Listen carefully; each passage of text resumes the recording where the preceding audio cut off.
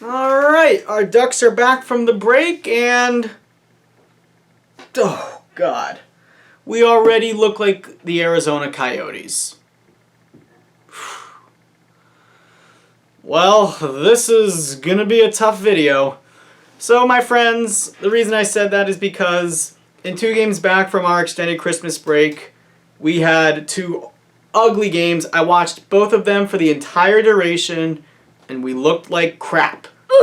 So, on today's episode, we are going to break down our previous 2 games, including the one that just ended in Sin City.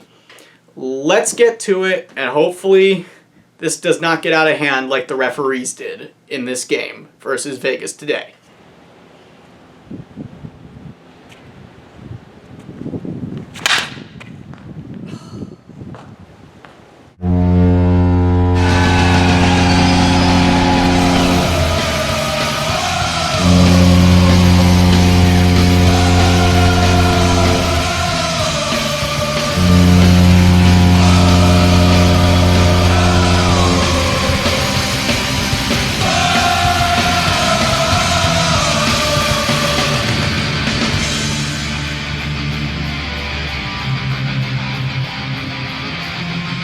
We obviously had the extended Christmas break, and I was really looking forward to games. I was especially looking forward to that game versus the Sharks. That unfortunately was postponed, so I had to wait another couple days, and we got to see the Canucks come to town for round 3 of 4, and in that game, Ducks lose in overtime 2-1, and the game was not good.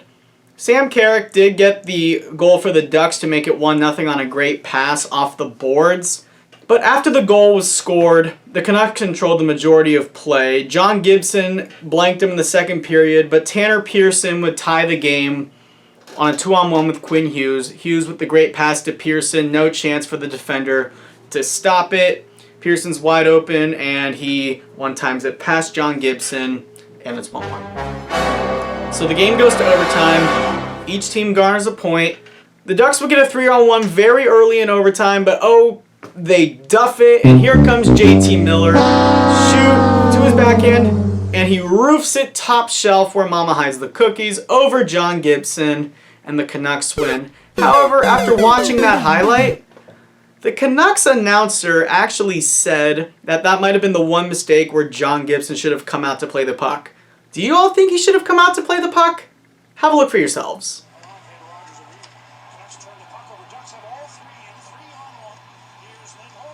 Missed it by that much. So stopping it right there, do you guys think that John Gibson could have gotten to this puck before JT Miller? What do you think? He's going to score right here.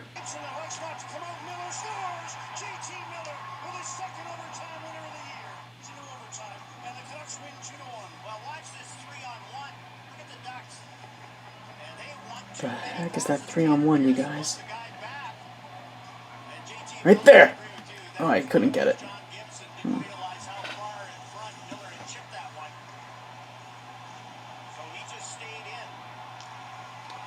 And now, we get to what we saw today. And Ducks, I have one question for you.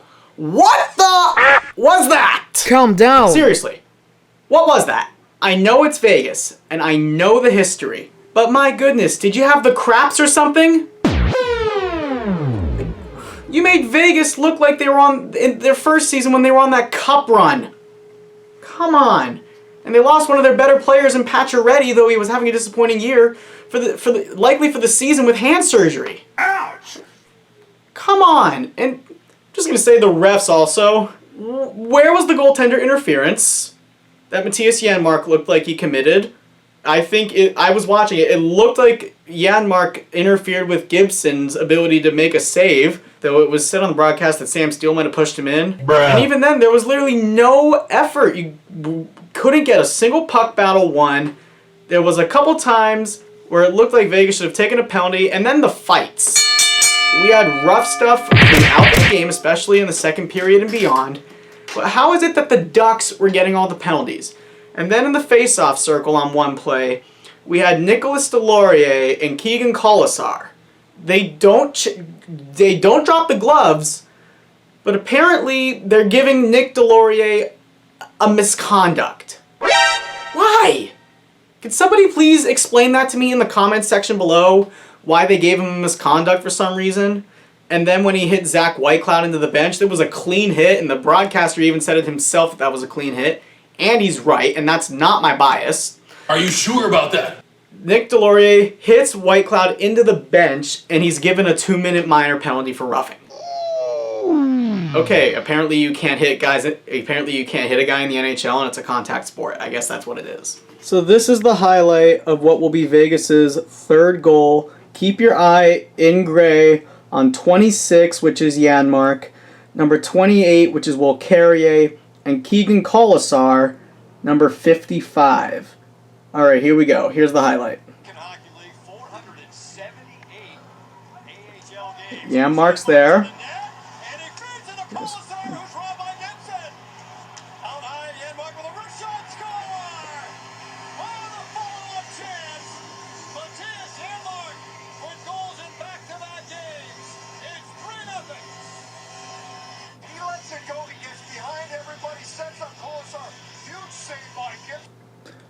Okay, did you see that how Gibson got knocked down there? That was, I believe, Janmark? Nope. And then we have a battle there. That's Sam Steele right there and William Carrier behind him.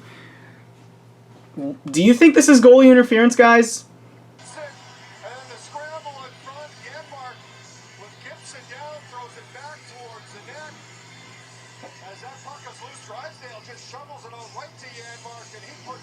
So of all the things that I discussed there in my rant, that was the only thing that I could find the footage for, was the possible goalie interference with Matthias Janmark. I tried explaining the other things as best I could. Just the fights, it was atrocity.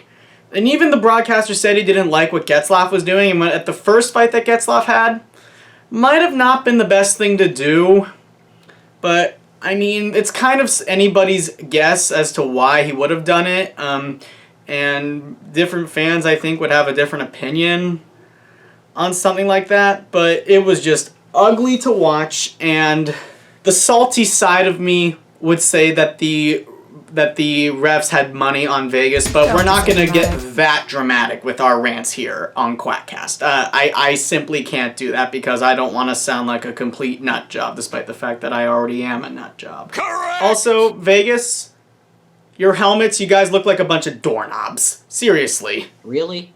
Your golden helmets, well, it's Vegas, and it's staged, most of what they do. Alright, that's the rant. I know it was kind of stupid what it was, but let's quickly talk about some of the scoring. Nick Waugh would get the first goal on a slap shot from Duck legend Ben Hutton. It deflects off his foot. The second goal was just our luck, I guess. It was a puck that came back to the point for defenseman Dylan Coughlin, who wound up for the shot, and the stick explodes. Oops. The stick explodes.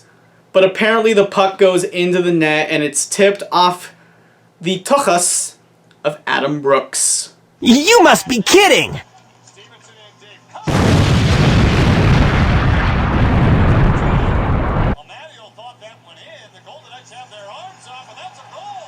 That is ridiculous! Unthinkable! Impossible!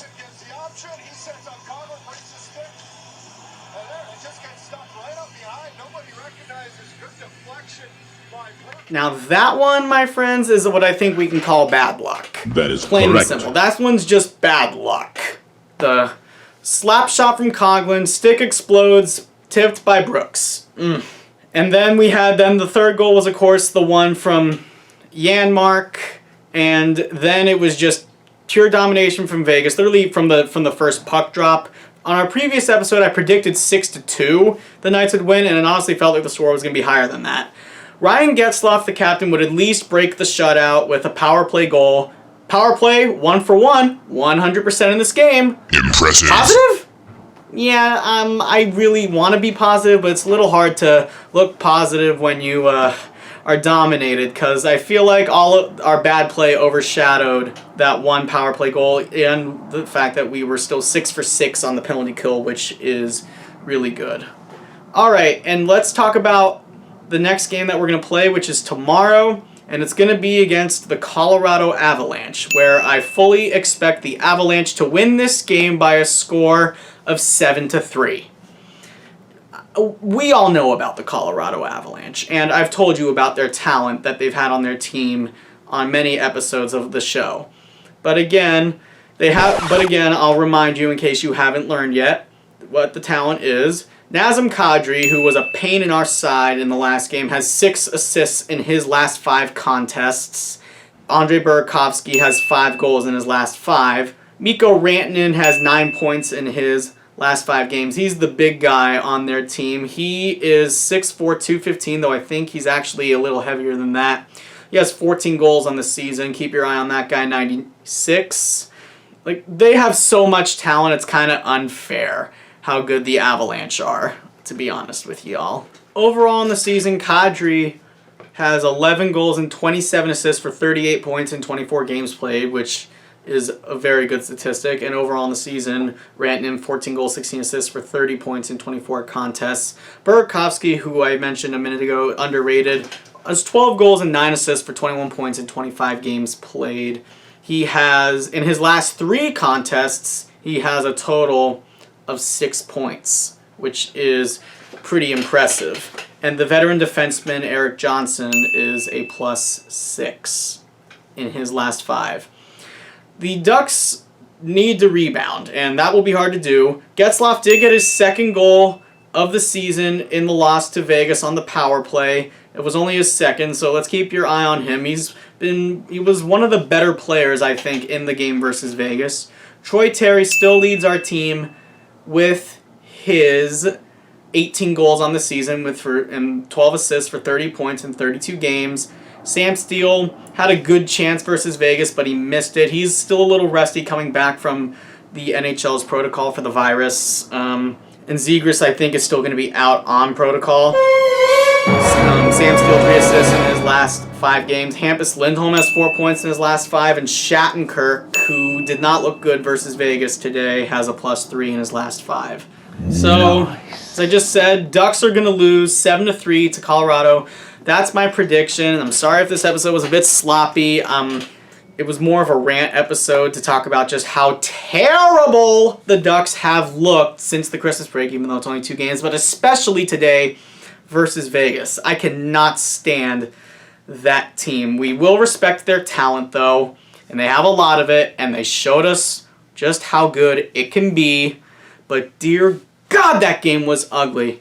Hopefully next year the Ducks will score more than 1 goal in a game, and we'll get a win in that time. We have all of 2022 to do it. Let's see how many wins we can get next year. And we'll see y'all then.